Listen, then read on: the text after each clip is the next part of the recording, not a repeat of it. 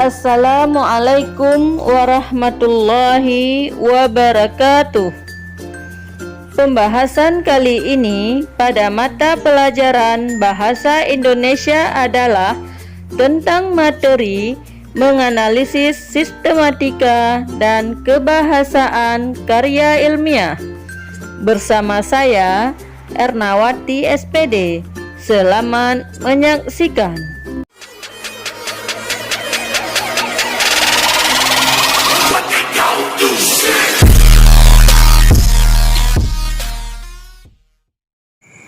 Karya ilmiah adalah karangan ilmu pengetahuan yang menyajikan fakta dan tulisan menurut metodologi yang baik dan benar. Sistematika atau struktur penulisan karya ilmiah adalah sebagai berikut. Yang pertama, bagian awal meliputi halaman judul. Pada halaman ini dituliskan judul penelitian dengan lengkap sehingga pembaca dapat mengetahui garis besar isi makalah. Halaman ini juga memuat jenis dan tujuan laporan, nama penyusun, logo lembaga, nama lembaga, kota, dan tahun penyusunan laporan. Setelah itu, kata pengantar atau ucapan terima kasih. Bagian ini berisi ungkapan rasa syukur penulis, ucapan terima kasih, harapan penulis, tempat, bulan, tahun, dan identitas penulis. Selain itu, bagian ini berisi penjelasan terkait dengan tema dan isi karya, juga tentang alasan karya dibuat. Tujuannya adalah mengantarkan pembaca ke pokok permasalahan yang akan dibahas di bagian isi. Lalu ada daftar isi. Daftar isi menggambarkan keseluruhan isi pokok laporan dengan mencantumkan secara jelas urutan bab dan subbab beserta halaman tempat bab atau subbab. Kemudian, daftar lampiran mencantumkan seluruh lampiran yang ada dengan nomor halaman masing-masing, dimulai dari kata pengantar hingga lampiran-lampiran. Dalam halaman ini, nomor tabel dan halaman harus dicantumkan dengan teratur dan jelas.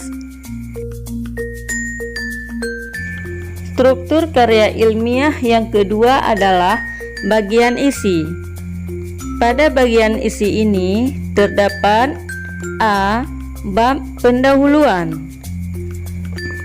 Pada bab pendahuluan terbagi lagi menjadi 5 bagian, yaitu A. Latar belakang, alasan rasional dan esensial yang membuat peneliti merasa resah jika masalah tersebut tidak diteliti. Berisi penjelasan singkat tentang masalah yang akan diteliti dalam ruang lingkup bidang studi yang ditekuni oleh peneliti. B. Batasan masalah menjelaskan ke dalam ilmu dan area pembahasan. C. Rumusan masalah dirumuskan dalam bentuk kalimat tanya atau pernyataan. D. Tujuan umum menggambarkan secara singkat apa yang ingin dicapai melalui penelitian yang dinyatakan dalam satu kalimat. Tujuan khusus merupakan perincian tujuan umum yang lebih spesifik dan mengacu pada pertanyaan-pertanyaan penelitian. E. Manfaat dampak dari tercapainya tujuan dan terjawabnya rumusan masalah secara akurat. Bagian isi selanjutnya adalah bab pembahasan. Pertama, kajian teoritis, berisi teori-teori penguat yang digunakan dalam penelitian, berisi landasan penulisan karya ilmiah yang sedang ditulis, berisi penelitian-penelitian yang telah dibahas ahli-ahli sebelumnya. Kedua, pembahasan, yaitu menguraikan segala yang dibahas dalam penelitian. Memuat metodologi penelitian mencakup teknik dan prosedur penelitian atau penulisan karya ilmiah.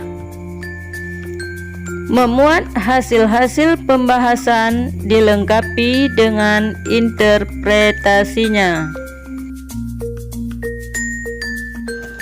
Pada bagian isi selanjutnya adalah bab penutup, meliputi pertama, simpulan, berisi penyimpulan hasil penelitian atau berisi penutup karya ilmiah. Kedua, saran, berisi hal-hal yang potensial dikembangkan lagi dalam penelitian berikutnya.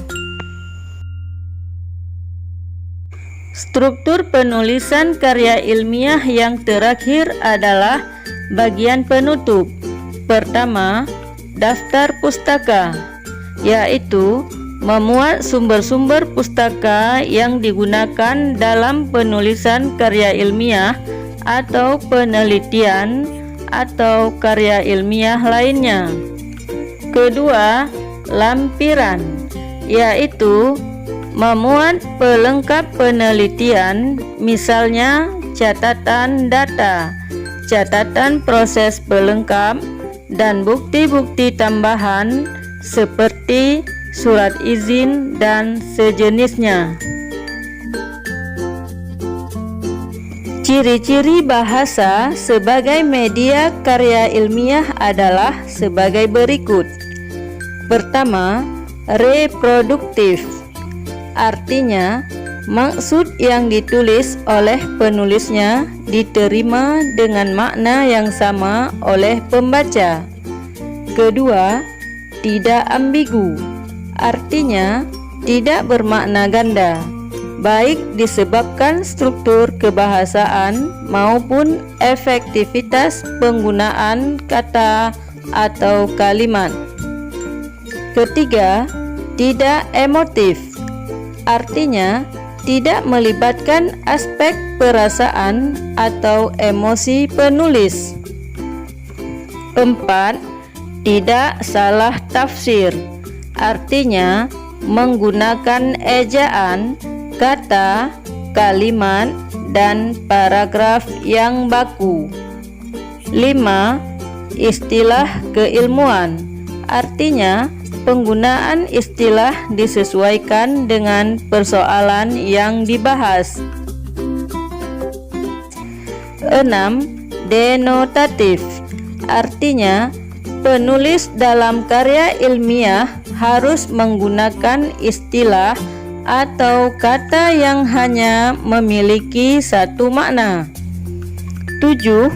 Rasional, artinya penulis harus menonjolkan keruntutan pikiran yang logis, alur pemikiran yang lancar, dan kecermatan. 8. Kohesif dan koherensif antar kalimat pada setiap paragraf dan antar paragraf dalam setiap bab.